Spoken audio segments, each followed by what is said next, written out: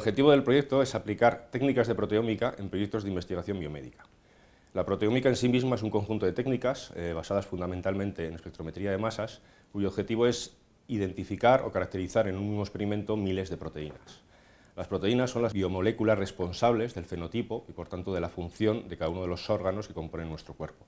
Cualquier alteración en esas proteínas, tanto en sus niveles, en su estructura, pueden provocar que la célula o el órgano no funcione correctamente y por tanto puede llevar al desarrollo de una patología. La manera de trabajar en este proyecto es de manera coordinada con los grupos de investigación clínico del Complejo Hospitalario de Navarra. Todo proyecto comienza siempre con una duda, con una pregunta que le surge a los clínicos en el quehacer diario de su actividad. Dentro de este proyecto, una de las líneas que comenzamos a desarrollar el pasado año fue con el grupo de investigación de la doctora Ivonne Jericó para el estudio de la esclerosis lateral amiotrófica.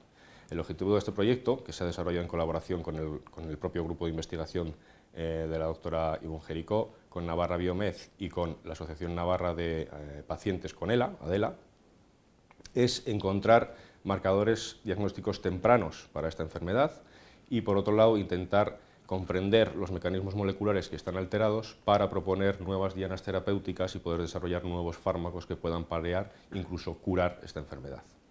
En este contexto, lo que hemos conseguido es formar parte de un consorcio internacional con diferentes grupos de investigación, con diferentes hospitales, cuyo objetivo precisamente es validar este tipo de resultados en cohortes muy grandes de pacientes con diferentes enfermedades neurodegenerativas. Finalmente, también formamos parte de Protored, que es la red nacional de laboratorios de proteómica a nivel nacional.